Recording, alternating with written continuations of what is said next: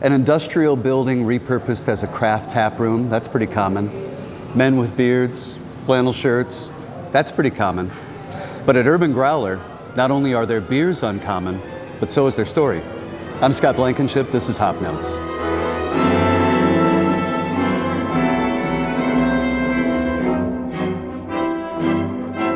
Jill Pavlak and Deb Loch quit perfectly comfortable jobs in the corporate world to open Urban Growler, except it wasn't as easy as that. They traveled thousands of miles visiting tap rooms, got jobs in the industry, went to brew school, had t-shirt fundraisers, and had the help of some founding brewery members that believed in their dream. It's the story of the first woman-owned brewery in Minnesota in this edition of Hop Notes, but first let's sample one of their flagship beers, the aptly named Kentucky Uncommon. Tell me a little bit about why it's uncommon, where the style of beer is actually Kentucky Common. Yeah, so the style, like you said, is Kentucky Common. It was popular in Louisville, around the Louisville area in pre-Prohibition times. Well, that makes sense. And it used a lot of the ingredients that they had in the area. So it used corn, it uses rye, it uses a sour mash. It might sound a lot like things that go into bourbon, because that's what they had in the area. I noticed on the first sip, I went, and then by the time the second hit, it just sort of exploded with this maltiness. And hops necessarily isn't out, they're not out in front with this style. No, so the hops that are in this beer are cluster hops. Kind of like, if you're familiar with a pale ale, with a whole lot more going on. It's got that spiciness from the rye. It's got corn in it, which gives it a little body. You won't necessarily taste that, but all these flavors meld together to create something great. Right around the time the Kentucky Common Brew was recognized as a beer style in 1902, composer Amy Beach had already made history herself. Her Gaelic Symphony was the first to be published by an American woman.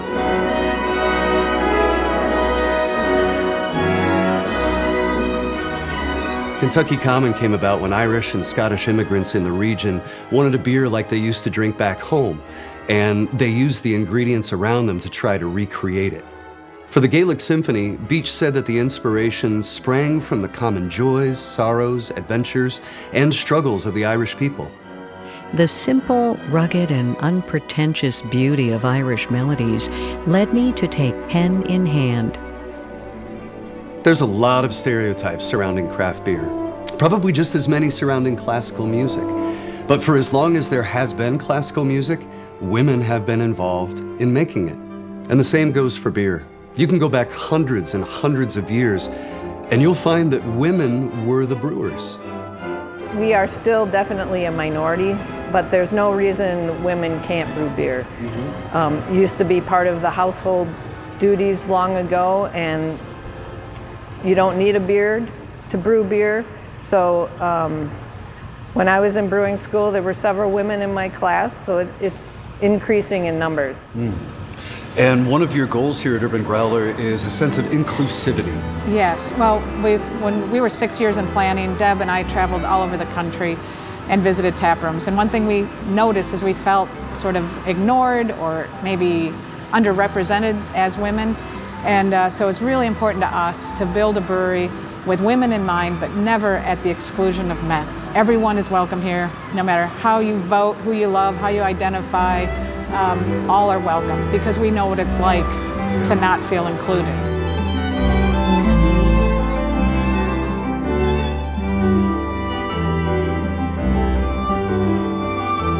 Urban Growler's Kentucky Uncommon is a mixture of history and her story. And for Kentucky composer Rachel Grimes, her music is part traditional and part contemporary. Rachel's recording, The Way Forth, focuses on daily life in Kentucky through the eyes, ears, and feelings of women. This beer has a very special can that you were telling us about. Talk about how the can's design actually tells your story as a brewery. All our cans have a story, but this one is near and dear to our hearts. It's blue because of Kentucky bluegrass. It has a horse head on it because our tap room used to be where they housed the City of St. Paul police horses and the Kentucky Derby.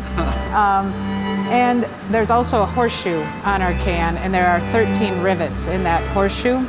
And the 13 rivets represent that we finally received our bank loan from our 13th bank. Even though we had, Deb has her master's in brewing, I worked at restaurants and liquor stores. We had a national award-winning business plan. Yeah. We did everything banks told us to do, yet we were denied, and people said, well, maybe that would happen to men as well. Well, what we heard were blatantly discriminatory comments like, how will you girls keep those late night hours? How will you girls carry those big heavy bags of grain? You're married, what if you get divorced? So things like that we were like, boy, would they say that to men? Would they say that to heterosexual couples? We're not angry.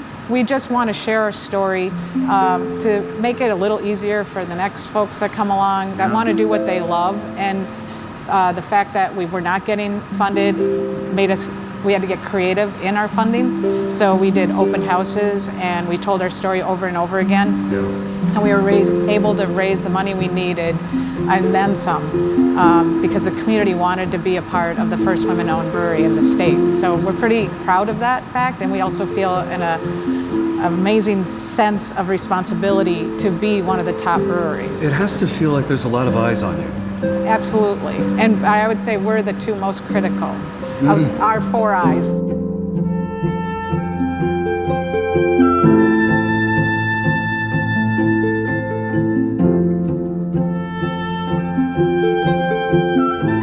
Deb and Jill did everything right and were still being turned away.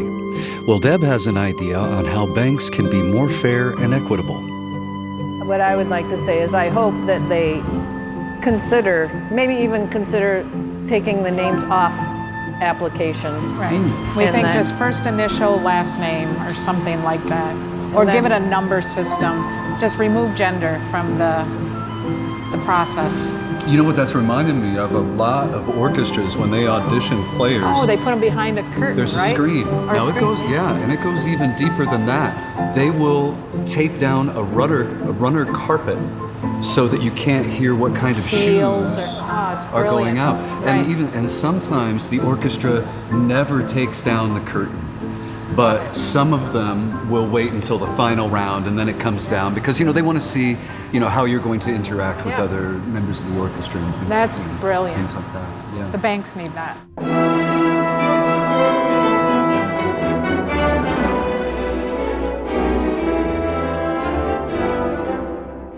I found a quote from Amy Beach that reminds me a lot of Deb and Jill. Now, Amy was talking about music, but I think it fits with Urban Growler's whole aesthetic.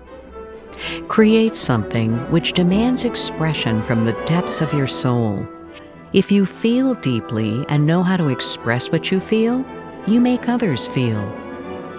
They do that in the brewery and online. On social media, all these different platforms, you have anywhere from a 4.5 to a 4.9 out of 5-star rating.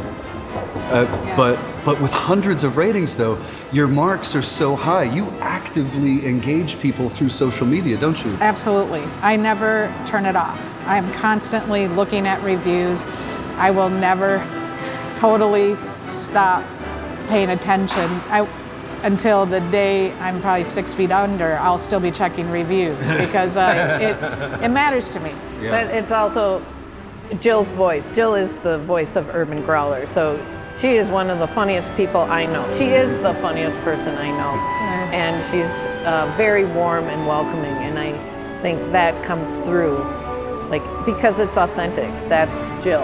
Authenticity, yes. But it's also, people have a lot of options, and so when I do see people waiting possibly an hour on a Friday night, because we have a fish fry, waiting for a table and happily waiting, that just warms my heart because I know they could go anywhere else. And so I'm constantly thanking people for spending their dollar here because it matters. It truly matters. Hello. This is going to work out. I guess we're at 11:30. Yeah. Come on in. Sit wherever you like. Okay. Oh my God. Yeah, ladies, Okay. this is an opportune time for us to wrap up because you've already got people beating down your door to come in and have some lunch.